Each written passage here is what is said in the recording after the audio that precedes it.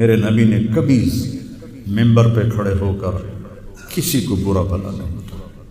عبداللہ بن ابی کو بھی برا بھلا نہیں کہا، مجلس میں بیٹھ کر کسی کو برا نہیں کہا، اور تو یہ کرتا ہے،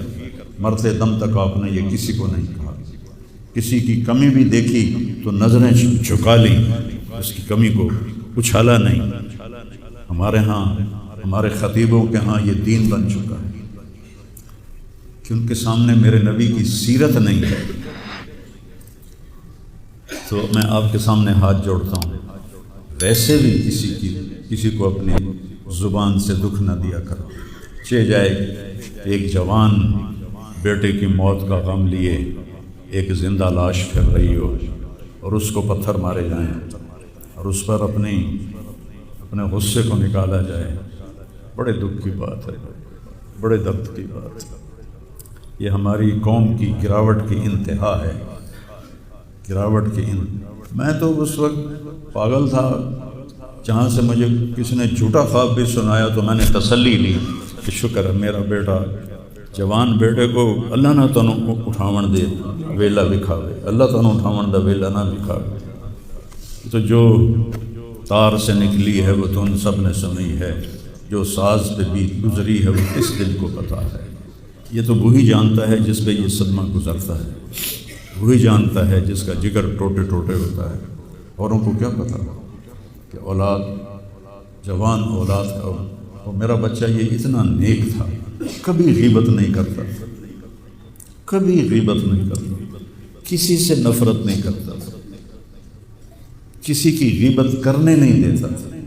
کسی کی برائی کرنے نہیں دیتا۔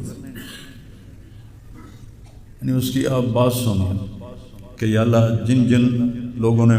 پاکستان کو لوٹا ہے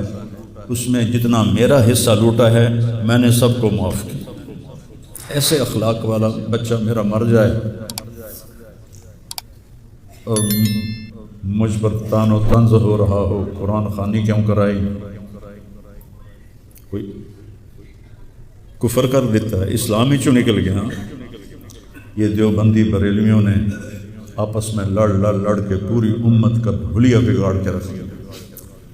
خطیبوں نے، میں صحیح علماء کی بات نہیں کرنا، خطیب چاہے دیوبندی کے ہوں، چاہے اہل حدیثوں کے ہوں، چاہے وہ بریلویوں کے ہوں، چاہے وہ شیعوں کے ہوں، سوائے نفرت کی آگ بھڑکانے کے ان کے پاس اور کوئی موضوع کوئی نہیں۔ آج میں گیا ہوں اپنے، صبح بہت میرا سر بھاری تھا تو میں سیر کے لیے فجر کے بعد نکلا، اپنے مین فورم پر پہنچا تو وہاں نوکر کھڑے تھے، تو ہمارا ایک نوکر ہے شبیر اس کا نام ہے، تو وہ میں نے ایسے ہاتھ بڑھایا ملنے کے لیے، کہا میاں صاحب عاصم میاں طرح ساڈے نال مل لو، انج نہ مل لو۔ میں کیا وہ کیوں ملتا ہے؟ ہمارے ہاں زمینداروں میں نوکر اور زمینداروں کا آپس میں بڑا فاصلہ ہوتا ہے، وہ جب ہمیں ملتے ہیں تو یوں جھک کے ملتے ہیں یا گوڈے پکڑتے ہیں اور اپنے آپ کو پیچھے ہٹا کے کھڑے ہوتے ہیں۔ تو وہ شبو نے کہا جی ہم میاں صاحب سے ملتے تھے ایسے ہی جی میں ساڑھے نال مل دیں،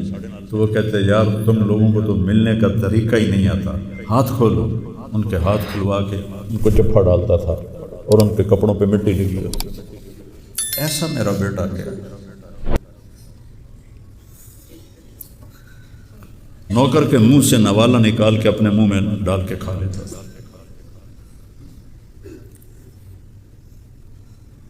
کبھی اس کی جیب میں پیسے نہیں ہوتے تھے،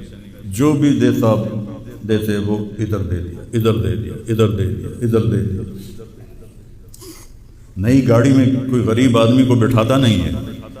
وہ نئی فارچونے میں وہ پاگل کو بٹھاتا تھا۔ یہ بھی مذاق بنا دیا لوگ، ہائے ہائے ارے دل ہی تو ہے نہ سنگ و خشت، درد سے بھرنا آئے کیوں، اور تم مجھے اور رلا رہے ہو۔ اس کو بھی مذاق بنا دیا۔ وہ ابھی بھی زندہ ہمارے گاؤں میں جائیں ویکھنے جا کے ویکھ لو۔ اور اس نے کہا کہ میرے رب نے میری بخشش کر دی اس ملنگ کی خدمت کی وجہ سے۔ کسی پاگل دے کپڑے وٹامنا، نامامنا، وہ دے وال کٹامنا، وہ دے نو کٹامنا، ایک زمیندار دے بیٹے دا اے کوئی سوکھا کام وہ ماں پیو نہ کر اتنا غریبوں سے اس کو پیار تھا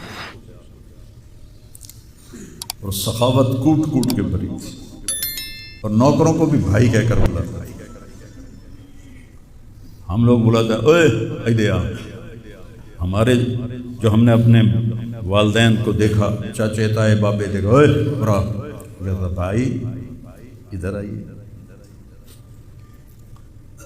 یہ وجہ ہیرا بندے دا کھڑی جاوے جو دا کیا بس شرم ہی نہیں اپنی لوگ کم بختن چار ٹکے یا سستی شہرت لین واسطے